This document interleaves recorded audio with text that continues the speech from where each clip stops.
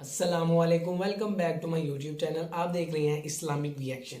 آپ کو ہمارے چینل پہ الگ الگ ویڈیو دکھتی ہیں، بیان، سٹوریاں، کہانیاں، کچھ بھی مختلف۔ تو آج بھی کچھ اسی طرح کی ویڈیو ہے، لوہار اور امام مسجد کا واقعہ، جو کہ واقعہ ہے۔ چلیں چلتے ہیں ویڈیو کی طرف، باقی باتیں ویڈیو کے بعد کریں گے۔ ایک لوہار کی ساری زندگی شیطانی کاموں اور گناہوں میں گزری۔ پورا گاؤں لوہار کی حرکتوں کی وجہ سے تنگ تھا۔ ایک دفعہ وہ اپنی دکان پر کام کر رہا تھا تو ایک بزرگ دوسرے بزرگ سے کہہ رہا تھا کہ اس لوہار کا کیا کریں؟ پورے گاؤں کی خواتین اس شیطان کی وجہ سے گھر سے باہر ہی نہیں نکلتی۔ دوسرے بزرگ نے کہا کہ جب اس لوہار کی اپنی بیٹی پیدا ہوگی اور کوئی اس کی بیٹی کو بری نظر سے دیکھے گا تب اس کو احساس ہوگا کہ عورت کی عزت کیا ہوتی ہے۔ دونوں بزرگوں کو یہ پتا نہیں تھا کہ لوہار یہ سب باتیں سن رہا ہے۔ جب لوہار نے بزرگ کی باتیں سنی تو اس کے دل پر گہرا اثر کر گئیں۔ اس سے اس وقت احساس ہوا کہ میں یہ کس کام میں پڑ گیا تھا۔ اس نے اسی وقت اپنی دکان بند کی اور ندامت کے آنسو بہاتے ہوئے مسجد کی طرف دوڑا۔ اللہ سے اپنی غلطیوں کی باقاعدہ معافی مانگی اور سچے دل سے توبہ کی۔ اب لوہار نے مسجد میں باقاعدہ نماز پڑھنا شروع کر دی۔ مسجد میں موجود نمازی اس کو غور سے دیکھتے اور مسجد کا امام بھی لوہار کو عجیب نظروں سے دیکھتا تھا۔ وہ جانتا تھا کہ لوہار کی حرکتیں کیسی تھیں۔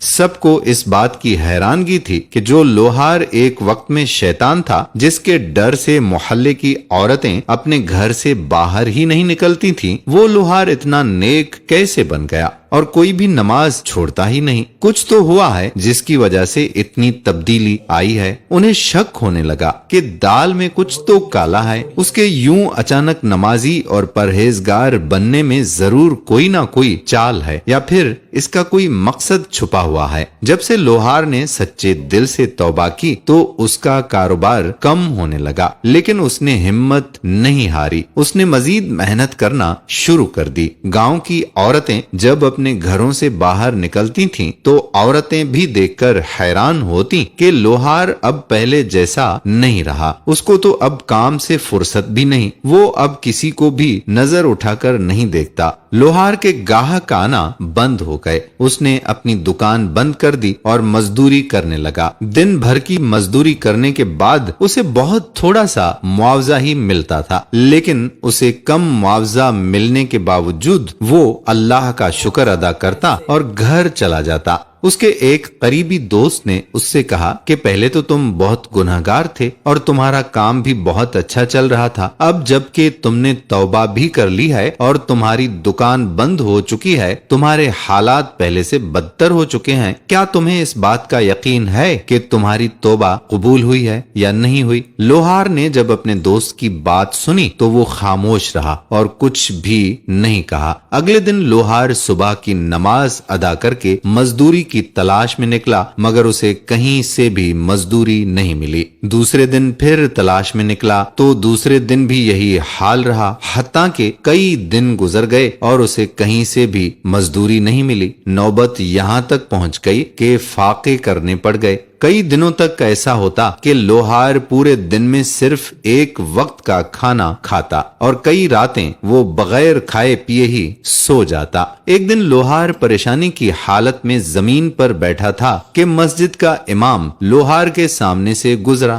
مولوی صاحب نے لوہار کو غور سے دیکھا۔ مولوی کو معلوم ہو چکا تھا کہ لوہار فاقوں میں ہے۔ مولوی نے کہا، اللہ نے تمہاری توبہ قبول ہی نہیں کی، ورنہ تم یوں ذلیل و خوار نہ ہو رہے ہوتے۔ لوہار نے مولوی کو اپنے ساتھ لیا اور اپنی دکان کی طرف چل پڑا۔ مولوی چیختا رہا، مجھے کیوں لے کر جا رہے ہو؟ مگر لوہار نے اس کی ایک نہ سنی۔ لوہار اسے اپنی دکان میں لے آیا اور لوہے کے تختے پر لٹا دیا اور آگ سے ہتھوڑا گرم کرنے لگا۔ مولوی ڈر گیا اور کہنے لگا کہ مجھے چھوڑ دو۔ لوہار نے کہا، بے فکر ہو جاؤ، میں تجھے کچھ نہیں کہوں گا، میں تجھے یہاں کچھ دکھانے کے لیے لے کر آیا ہوں۔ میری دکان پر گاہک بے ڈھنگا لوہا لے کر آتے ہیں۔ کوئی گاہک مجھے کہتا ہے کہ مجھے تلوار بنا کر دو، کوئی کہتا ہے خنجر بنا کر دو۔ میں لوہا گرم کرتا ہوں، اپنا ہتھوڑا بھی آگ پر گرم کرتا ہوں मैं बेढंगे लोहे को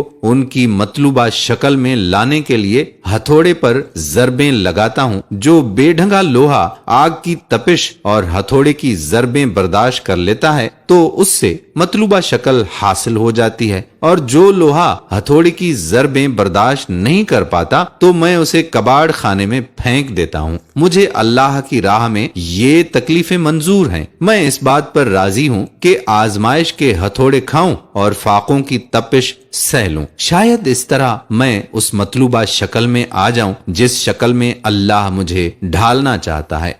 बस मेरी यही दुआ है कि अल्लाह मुझे बेकार समझकर कबाड़ में ना फेंक दे। ये कहकर लोहार की आंखों से आंसू जारी हो गए। मौलवी भी लोहार की बातें सुनकर रोने लगा और लोहार से माफी मांगी कि मैं तुम्हें गलत समझता रहा।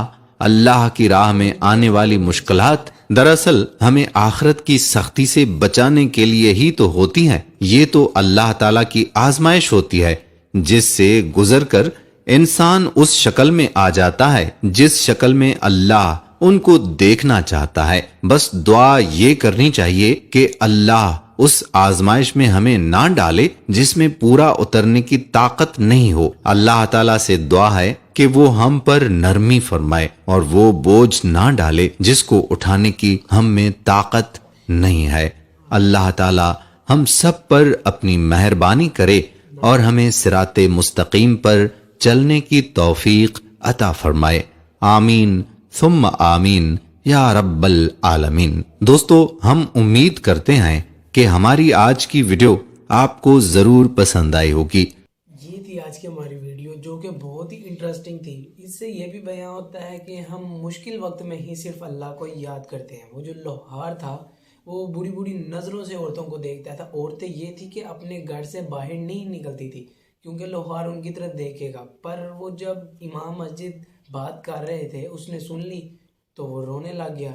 तो उसने फिर जाके नमाजें पढ़ने लग गया, एक भी नमाज नहीं छोड़ता था। इमाम मस्जिद भी हैरान हो गया, ये लोहार तो इस तरह का था, शैतानी था, ये कैसे सुधर गया। तो उसने काम दूसरे किए पर उसको कुछ ना समझ आया। तो उसने अल्लाह की राह में जाने लगा, सजदे किए, तो उसकी आहिस्ता आहिस्ता मुश्किलें हल होने लगी। यही था कि ये बात से वाक़या होता है कि आप अल्लाह को याद करें, दुआएं करें। और ये थी आज की हमारी वीडियो। उम्मीद करता हूँ कि आपको बहुत बहुत अच्छी लगी होगी। आपको मिलेंगे नेक्स्ट वीडियो में, तब के लिए बाय बाय, अल्लाह हाफिज़ और दुआओं में याद रखिएगा।